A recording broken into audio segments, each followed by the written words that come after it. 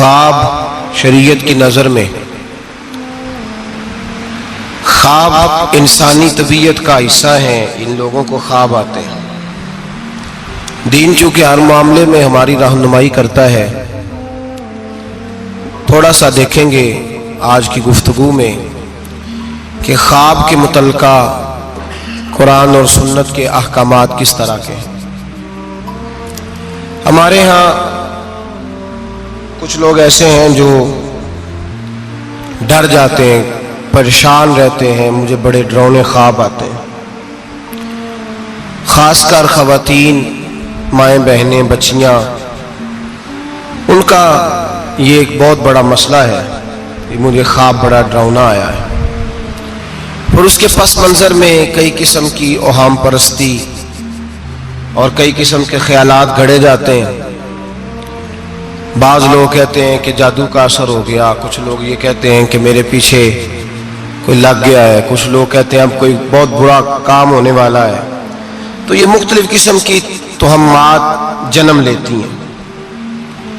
کچھ لوگ ایسے ہیں جو خواب کی حقیقت کوئی تسلیم نہیں کرتے. وہ کہتے ہیں کوئی خواب نہیں ہوتا، کسی کو کوئی خواب نہیں آتا. یہ جو بندہ کہتا ہے مجھے غوث اعظم کا دیدار ہوا، مجھے حضرت خواجہ صاحب کا دیدار ہوا، نبی پاک صلی اللہ علیہ وسلم کا، اس کو کیسے ہو سکتا ہے؟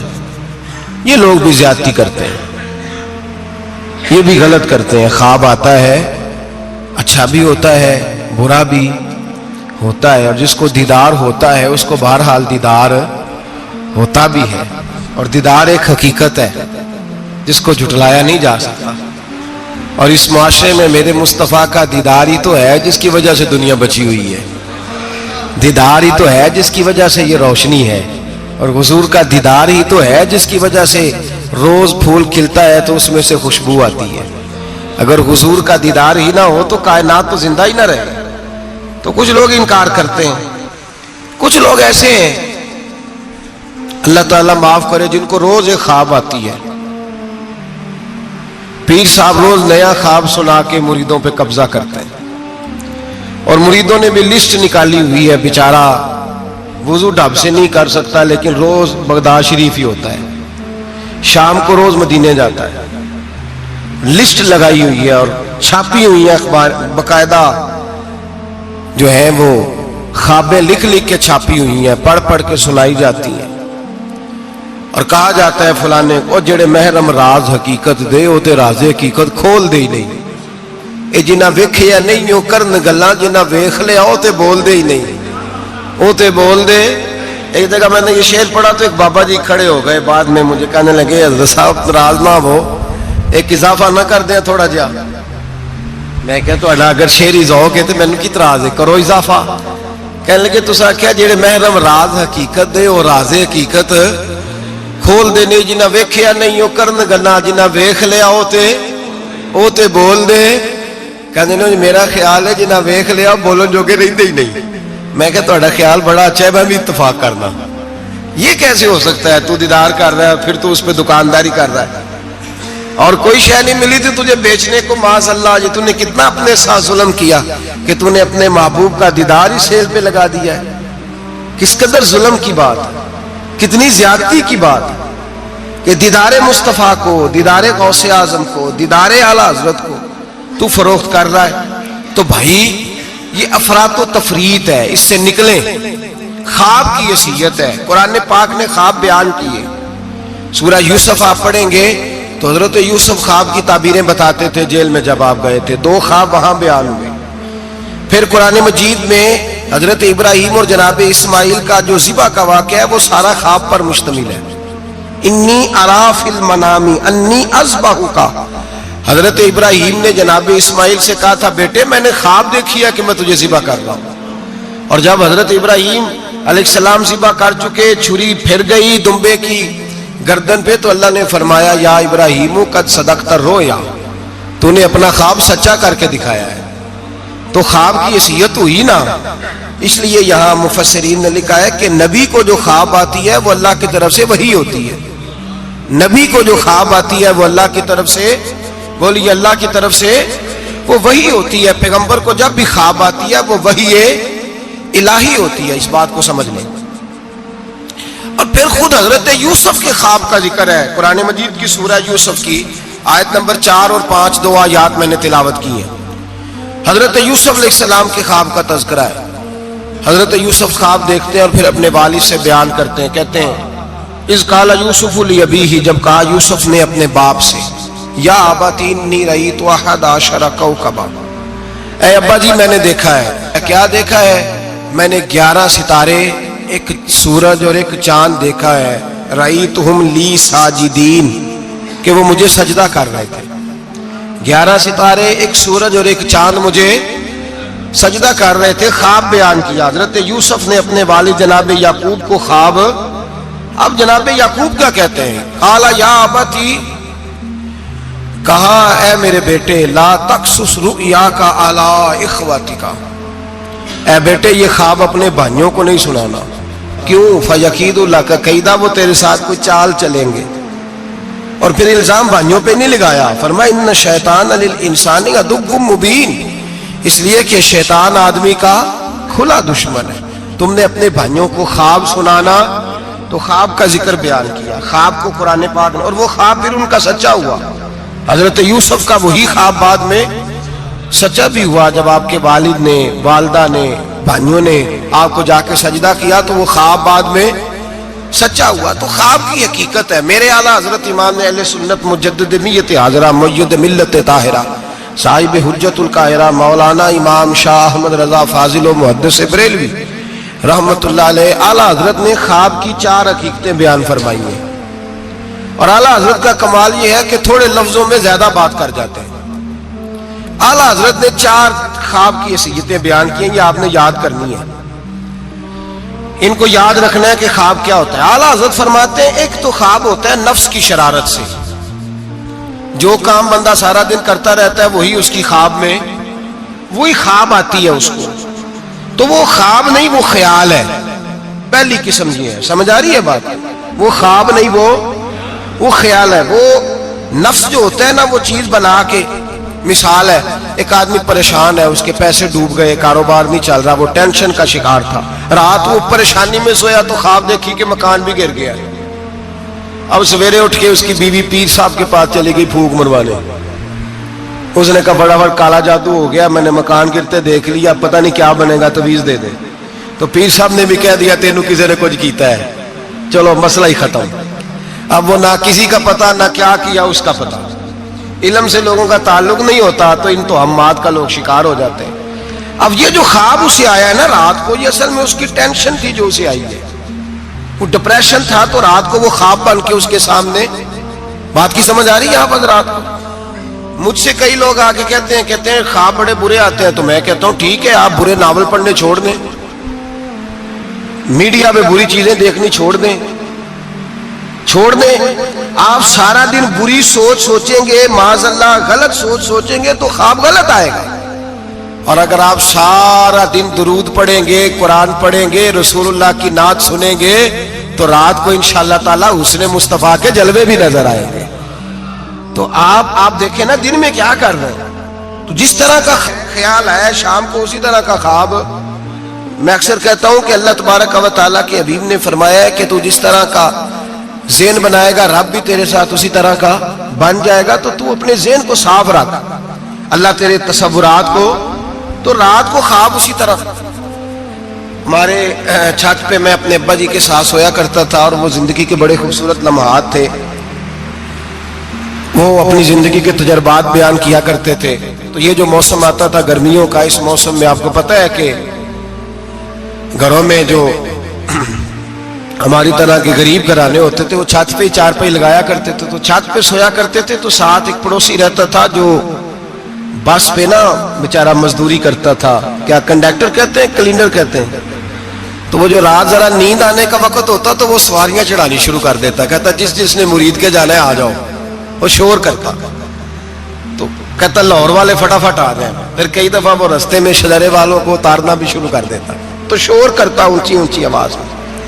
تو مجھے وہ بڑا اس وقت خفگی ہوتی، ناراضگی ہوتی. میں کہتا ابا یہ سونے نہیں دیتا تو اس کو جگائے، یہاں پھر سویرے ہم نے نہیں چھت پہ سونا، سین پہ سو جائیں گے. تو ابا جی کہتے بیٹا مزدور ہے تو بیچارہ سارا دن جو کرتا ہے وہی اسے خواب میں تو اب اس سے بندہ ڈر جائے، پریشان ہو جائے، اٹھ کے کہے پتہ نہیں سویرے کیا ہونے لگا ہے، او بھائی خواب ہی آئی ہے، کچھ نہیں ہوا، کچھ نہیں ہوا، اس سے اتنی یہ بری چیز نہیں جتنا ہم لے لیتے ہیں۔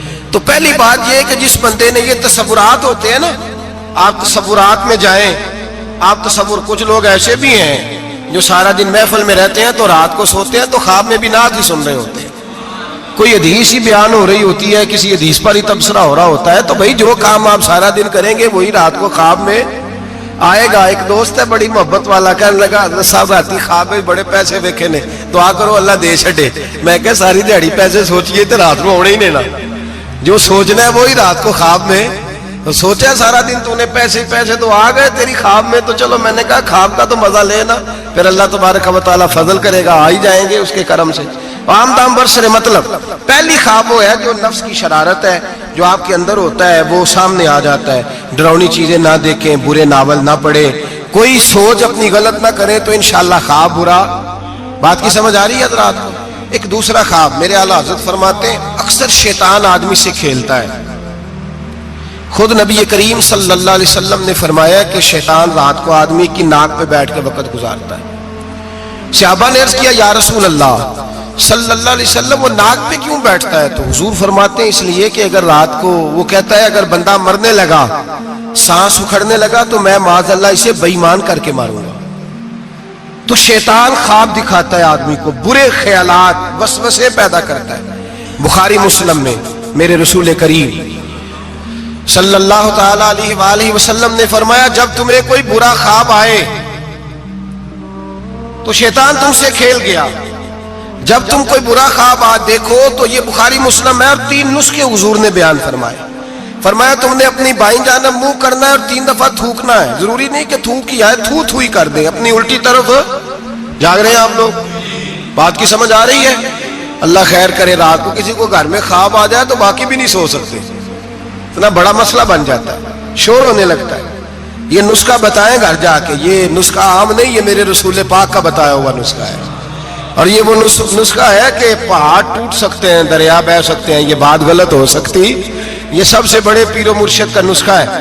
میرے رسول کریم صلی اللہ علیہ وسلم نے فرمایا بائیں جانب 3 دفعہ تھو کرے، تھوکے، اور 3 دفعہ اعوذ باللہ پڑھے، اور پھر حضور نے فرمایا خواب کا کسی سے ذکر نہ کرے، کسی کو خواب سنانا، ڈراؤنا خواب آئے تو کسی کو سنانا، بیان نہیں کرنا، یہ حکم دیا ہے نبی پاک نے، ہمیں نصیحت فرمائی ہے۔ فرمایا الٹی جانب منہ کر کے 3 دفعہ تھوک دے، اعوذ باللہ پڑھ دے، کسی کو بتائے نہ، 3 باتوں پہ عمل کرے۔ اللہ کے رسول بیان کرتے ہیں کہ اس کا خواب اسے نقصان نہیں پہنچائے گا، وہ خواب نقصان، کتنا بڑا مسئلہ حل ہو گیا، کتنا بڑا مسئلہ ہے۔ فرمایا تم نے دائیں طرف تھو کرنا، تھوک دینا ہے، اعوذ باللہ پڑھ دینی ہے، اور کسی سے ذکر، تمہارا خواب تمہیں نقصان، یہ شیطان کھیل کے بات ختم ہو گئی۔ ہمارے یہاں شور ہو جاتا ہے، سویرے بڑے معاملات ہونے لگتے ہیں۔ ہاں ایک بات ضرور علماء فقہا بیان کرتے ہیں، وہ کہتے ہیں اگر کوئی آدمی سویرے اٹھ کے ڈراؤنا خواب دیکھتا ہے، سویرے اٹھ کے صدقہ خیرات کر دے، حسب توفیق، 10 روپے کی جیب گنجائش دیتی ہے 10 روپے دے دے، 10 لاکھ کی گنجائش دیتی ہے 10 لاکھ، حسب توفیق صدقہ دے دے اور استغفار پڑھے، خواب تکلیف نہیں دے گا۔ لیکن اس خواب کو ہوا بنا لینا، اس کو کوئی بڑی انوکھی چیز بنا لینا، مسلمان اس توہم پرستی کا قائل نہیں ہے، تو اپنے معاملات کو دائرہ اسلامی کے اندر رکھیں، نبی پاک کے بتائے ہوئے ارشادات کی روشنی میں رکھیں۔ تو دوسرا خواب یہ بیان کیا گیا کہ جو خواب ایسا ہوتا ہے جو شیطان دی۔ ایک تیسرا خواب ہے، خواب کی تیسری قسم جو فرشتہ القاء کرتا ہے، جس طرح ایک شیطان آدمی کے ساتھ ہوتا ہے نا جو گناہ کی طرف بلاتا ہے، اسی طرح اللہ پاک نے ایک فرشتہ پیدا کیا ہوتا ہے جو نیکی کی طرف بلاتا ہے، جو جگاتا ہے بندے کو بار بار۔ اب یہ انسان کا اپنا معاملہ ہے، وہ بات کس کی زیادہ مانتا ہے، تو فرشتہ القاء کرتا ہے۔ وہ جو خواب فرشتہ دکھاتا ہے نا، اس میں ضرورت ہوتی ہے تعبیر کی۔ اب تعبیر کون بتائے گا؟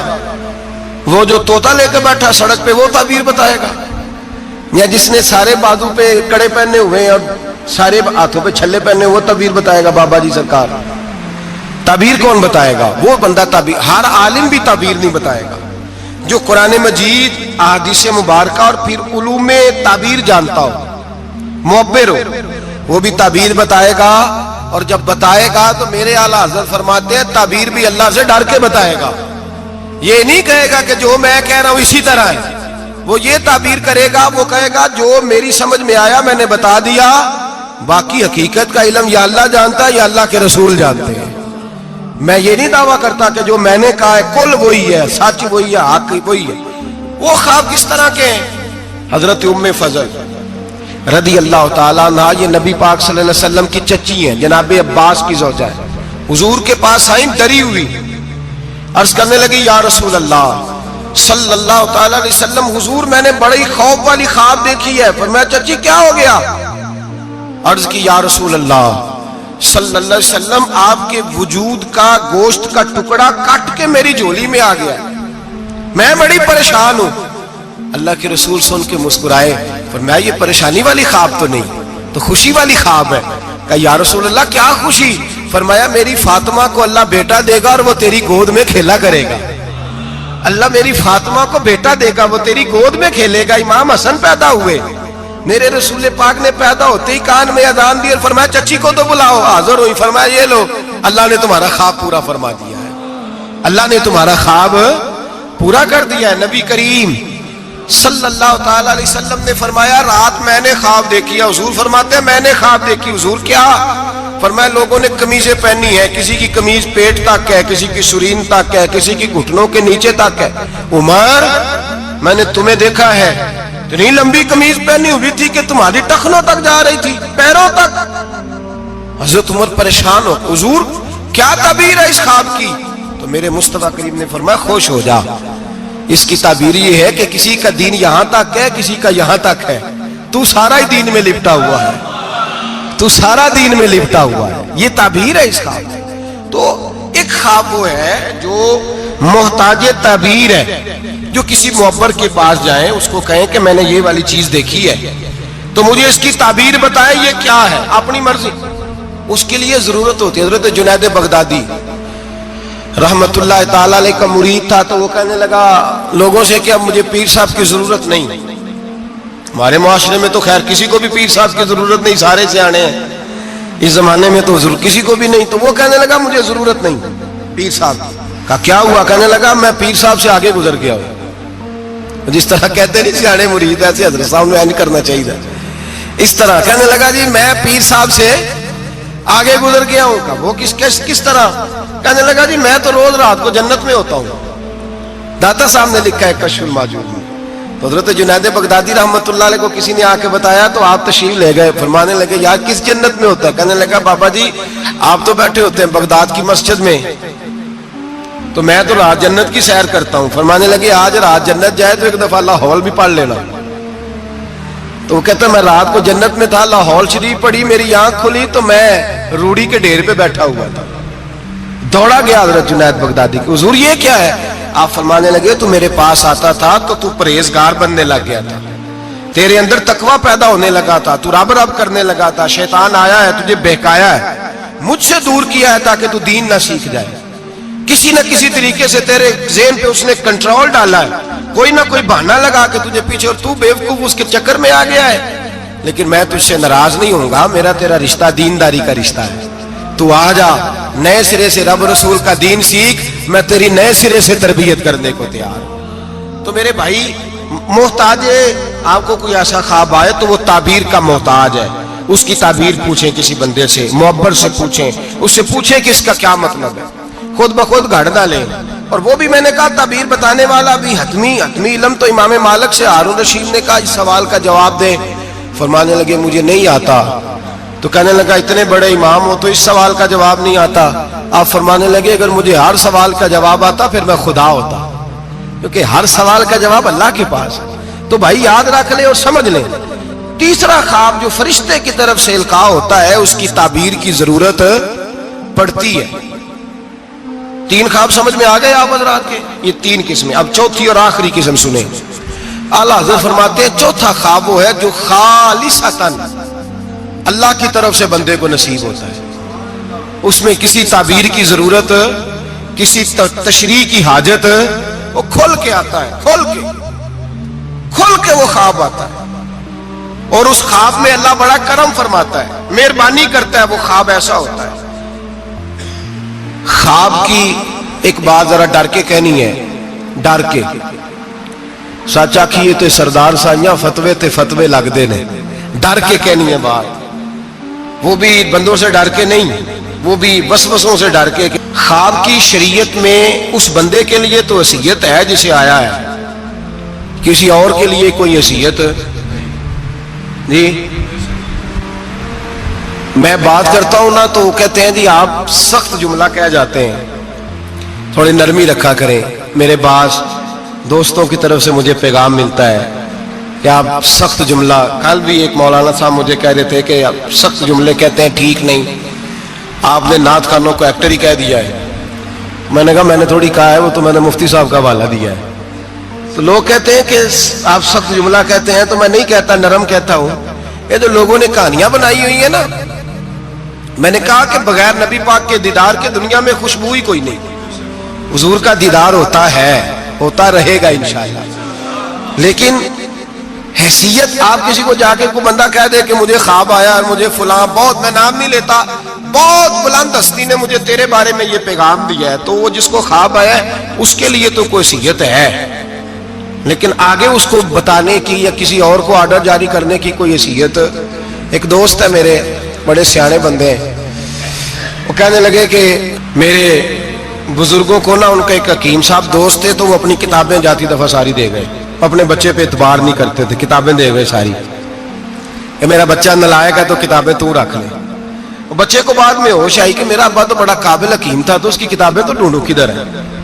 تو وہ سویرے پہنچ گئے، کہنے لگے چاچا جی رات کو ابا جی خواب میں ملے تھے، وہ کہہ رہے تھے کہ اس سے جا کے کتابیں لے آؤ۔ تو کہتے ہیں وہ بھی بڑے سیانے تھے، کہنے لگے وہ تیرے تو بعد مینوں بھی ملے ہے۔ انہیں آخیا انہوں کوئی شے نہ دے، انہیں آخیا خبردار کوئی شے دیتی ہوتے، ایویں جھوٹ لگائی بولن تیرے نال۔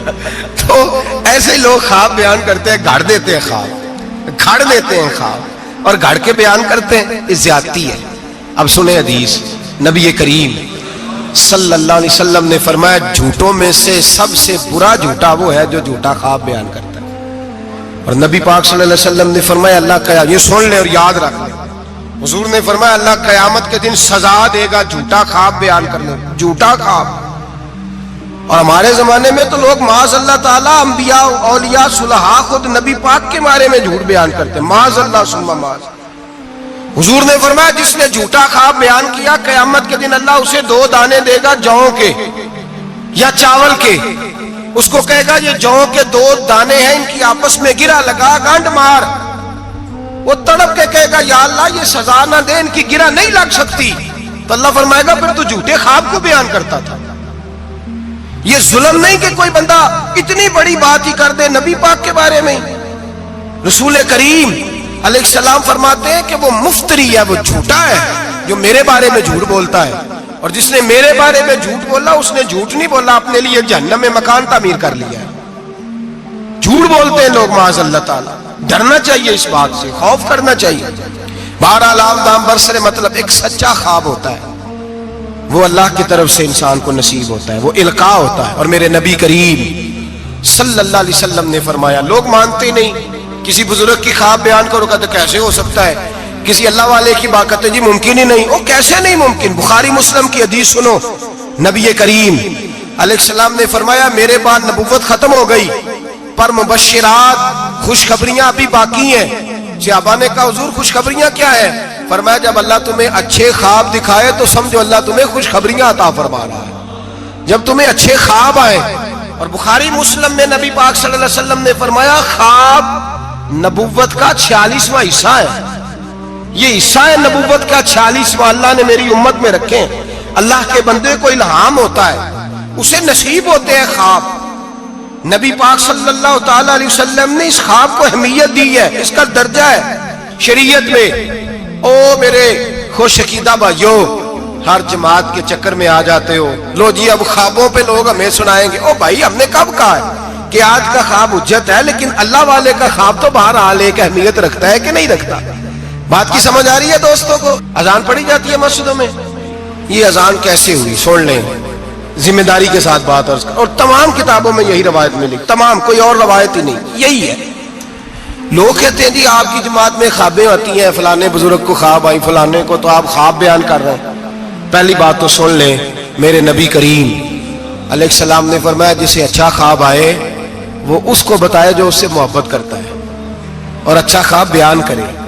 یہ حضور نے فرمایا ہے، اچھا خواب آئے تو اس کو، پر کس سے بیان کرے؟ نہیں کوئی نہیں، آپ سمجھے ہی نہیں بات، کس کو بیان کرے؟ ایسے ہی سب خواب والے ہے ہی نہیں، یہ بخاری مسلم ہے، سارے خوابوں والے خاصاں دی گا لاما آگے نہیں مناسب کرنی، مٹھی کھیر پکا محمد کتے آگے ترنی۔ ان کو کیا پتا خشک لوگوں کو خواب کیا ہوتا ہے، ان کو کیا خبر؟ وہ تو حضرت ویسے کرنی جیسے لوگ ہیں جو بیٹھے کرن میں ہوتے ہیں پر دیدار مصطفیٰ کا کر رہے ہوتے ہیں۔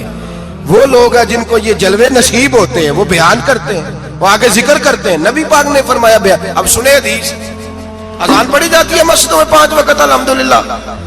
جب جماعت فرض ہوئی تو نبی پاک نے فرمایا لوگوں کو بلانے کیسے ہے بھائی نماز کے لیے؟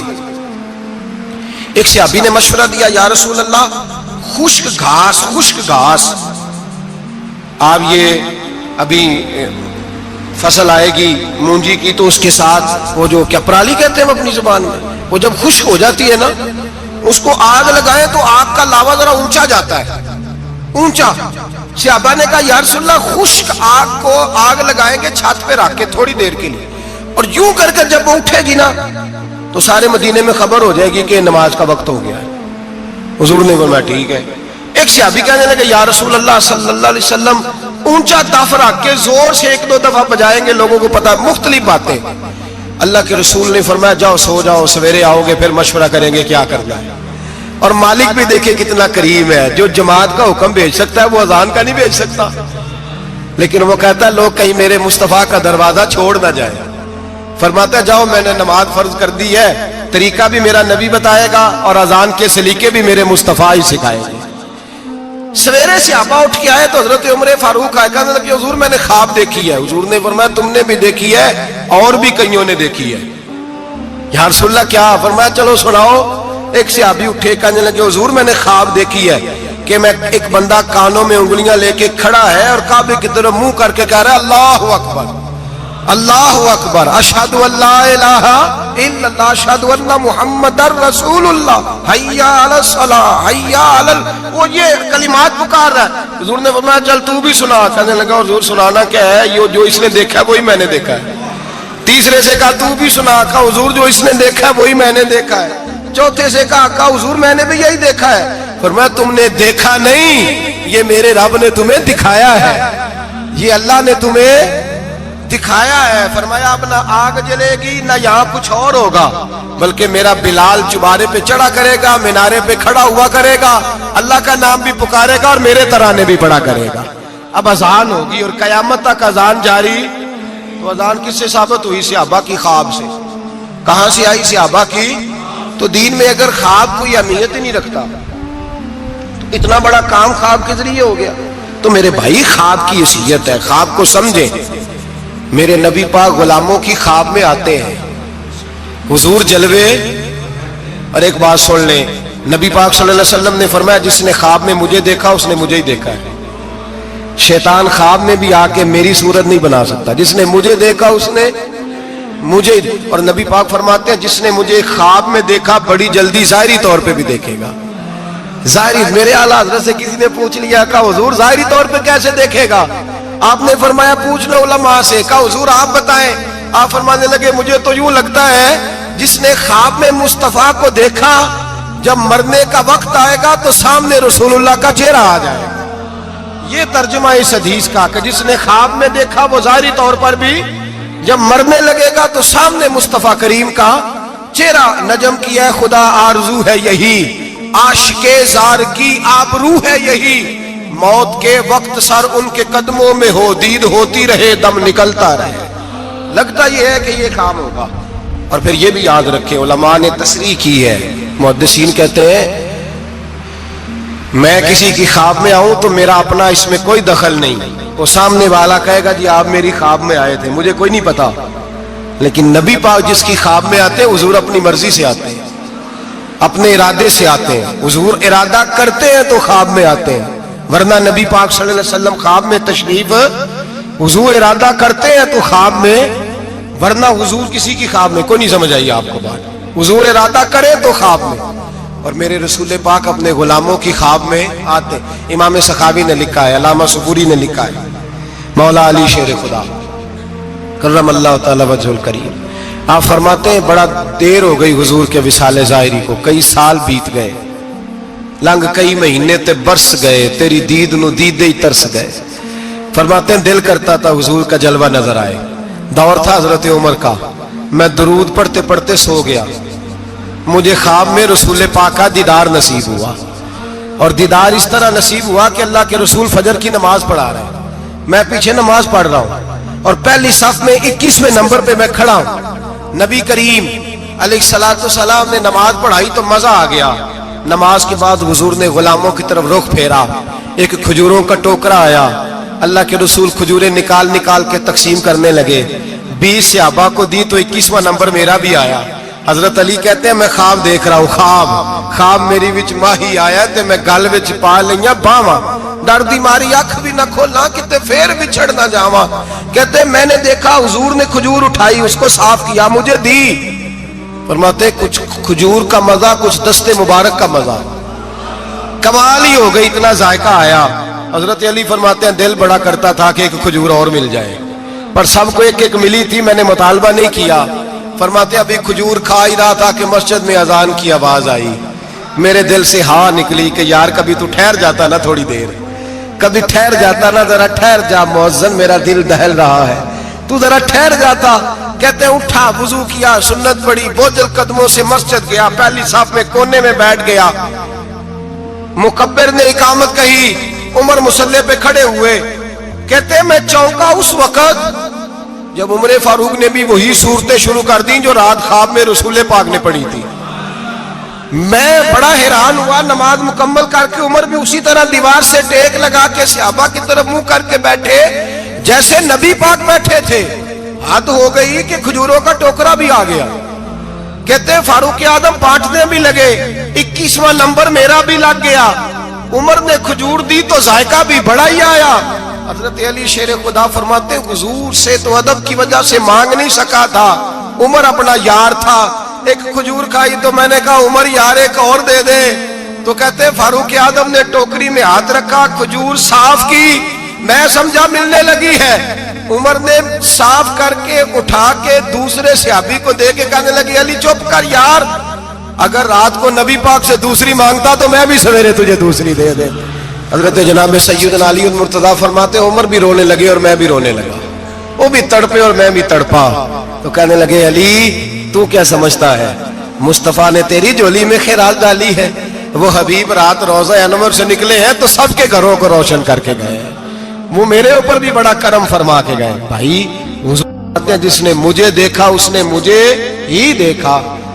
حضرت علامہ نورانی رحمت اللہ تعالی علیہ نے ایک دفعہ کہا کہ بھائی تم لوگ زیادتی کرتے ہو, وہاں جن لوگوں کی حکومت ہے عرب میں ان کو للکارا, کہا تم ظلم کرتے ہو, یہ تمہارے عقیدے صحیح نہیں. وہاں ایک شخص نے بڑی غلط کتاب لکھی تھی, اس نے کہا تھا نبی پاک کا جو روضہ ہے گنبد ہے وہ سب سے بڑا بت ہے. علامہ نورانی نے احتجاج کیا تو شور ہو گیا کہ شاید پابندی لگ گئی ہے, یہ مدینے نہیں جا سکتے. تو صحافی جو ہوتے ہیں یہ بال کی کھال اتارتے. نورانی صاحب ایئرپورٹ پہ تھے تو صحافی قریب کیا, کہنے لگا سنا ہے آپ پہ پابندی لگ گئی, آپ وہاں جا نہیں سکتے. آپ فرمانے لگے یہ میرا اور میرے خدا کا معاملہ تم کیوں پوچھتے ہو, میرا اور میرے رسول کا معاملہ تم کیوں پوچھتے ہو, چھوڑو لگ گئی. حالانکہ علامہ نورانی کے والد کی قبر جنت البقیع میں, ان کا سسرال مدینے میں, نورانی صاحب کا نکاح مدینے میں ہوا تھا.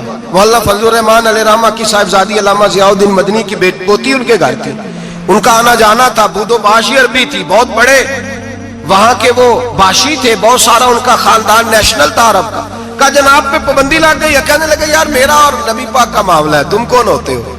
لیکن بات چھوڑ ہی نہیں رہے تھے, بار بار بات ہوتی. وہ کہتے تم کوئی اور سیاسی بات کرو, ملک کی بات, بار بار بات ہوتی.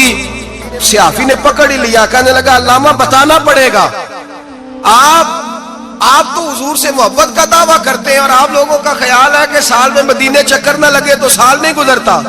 اتنے عشق کا دعویٰ اور پابندی لگ گئی ہے تو کیسے جاؤ گے؟ تو علامہ نورانی نے صحافیوں کے بیچ کھڑے ہوئے موٹا جملہ کہہ دیا، بڑی بات کہہ دی، پلٹ کے دیکھا، کہنے لگے میں نے وضو کیا ہے اور 66 سال سے ہر سال مصلی رسول پہ کھڑے ہو کے قرآن سناتا ہوں، اور زندگی میں کوئی بڑے سے بڑا آدمی 36 سال سیاست کے باوجود 1 روپے کی کرپشن کا الزام نہیں لگا سکا۔ میں کرائے کے مکان میں رہ کے وقت گزارنے والا شخص ہوں، میں فقیر مصطفیٰ ہوں، تم کیوں اس طرح کے سوال کرتے ہو؟ کہنے لگے مولانا بتائیں، پھر بتاتے کیوں نہیں؟ آپ فرمانے لگے سنو پھر، میرا باپ احمد رضا بریلوی علیہ رحمہ کا خلیفہ ہے، ہم کوئی معمولی لوگ نہیں ہیں، میرے مدینے جانے پہ پابندی ہے تو کیا ہوا؟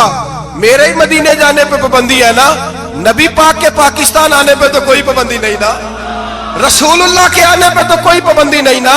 فرمایا ہم عشق کے بندے ہیں، کیوں بات بڑھائی ہے؟ میں ایک دفعہ رو کے درود پڑھوں گا، میرا نبی مجھے دیدار کرا جایا کرے گا، میرے گھر میں آ کے حضور دیدار کرا دیں گے۔ ہم کوئی معمولی لوگ نہیں، تر دامنی پہ شیخ ہماری نہ جائیے، ہم دامن نچوڑ دیں تو فرشتے وضو کریں۔ اور صحابی کہنے لگا میں نے بھی ساری زندگی سیاستدان دیکھے، دنیا دیکھی، اور میں تو پینٹ کوٹ پہن کے انٹرویو لینے آیا تھا، لیکن مولانا کی بات دل سے ٹکرائی، مجھے کبھی نہیں پتا تھا کہ محبت رسول کیا ہوتی ہے، میرے بھی آنسو نکل گئے، اور میں بھی پلٹ کے مولانا کے ہاتھ چومنے لگا۔ میں نے کہا مولانا اگر آپ کے جملوں میں اعتماد ہے تو آپ کے عقیدے میں کتنا اعتماد ہوگا، نظریے میں کتنا حسن ہوگا۔ اعلیٰ حضرت کہتے ہیں واللہ وہ سن لیں گے اور فریاد کو پہنچیں گے ہم، اتنا تو ہو کوئی فریاد کرے دل سے۔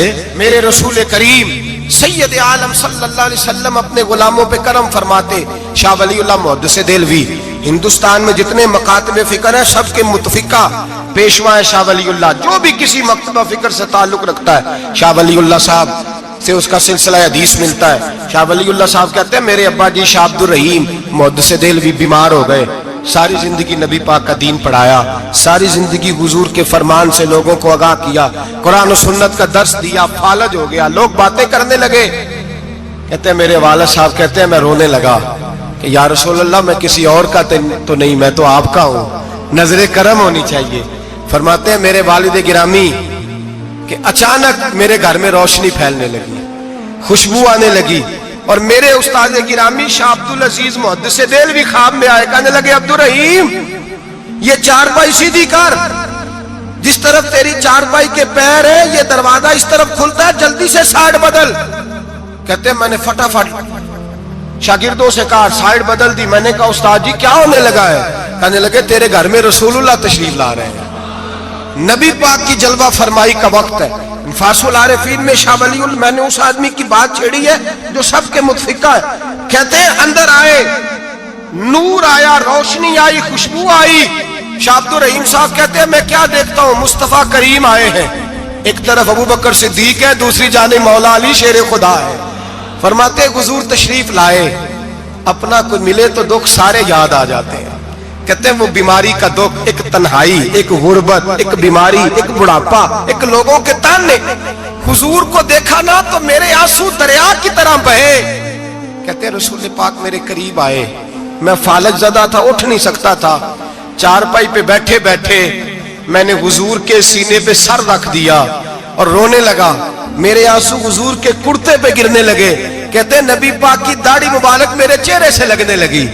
اتنی تسلی دی محبوب نے، اتنی تسلی دی کہ فرماتے اگلے پچھلے سارے غم ہی میں بھول گیا، مجھے لگا کہ دنیا کا خوش قسمت خوش نصیب شخص میں ہوں اور مجھے فرشتے جن اور انسان سلامی دینے آ رہے ہیں۔ شاہ عبد الرحیم صاحب کہتے ہیں جہاں جہاں درد تھی نبی پاک نے دستے شفا پھیرنا شروع کیا۔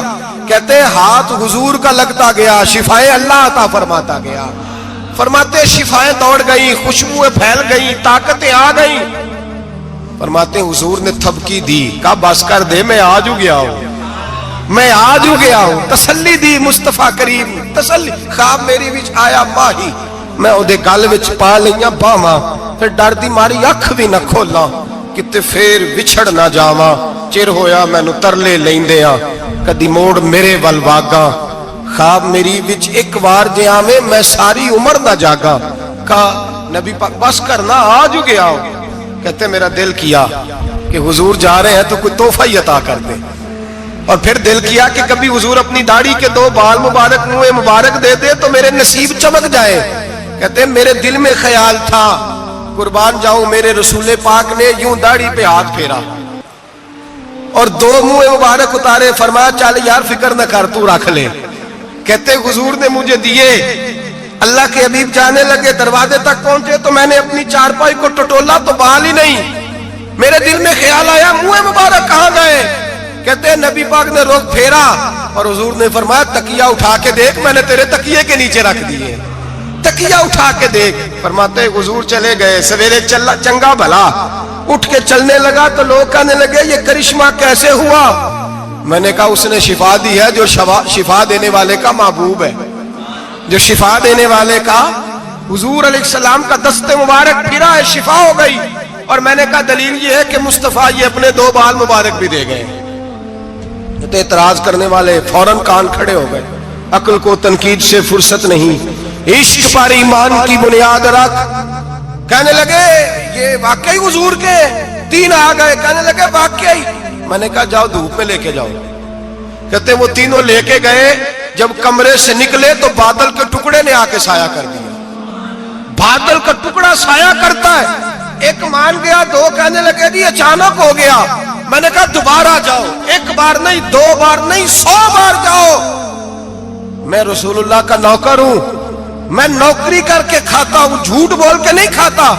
میں حضور کے نام پہ جھوٹ بولوں گا, اور جس کو نوکری کرنے سے وہ راج کے دے اسے جھوٹ بولنے کی کیا ضرورت ہے. فرمایا وہ دوسری بار گئے, سایہ پھر ہوا, آ کے میرے قدموں سے لگ گئے. کہنے لگے آپ بالکل ہی سچ کہہ رہے ہیں. ایک اور جماعت آ گئی, کہنے لگے ہمیں بھی زیارت کرائیں.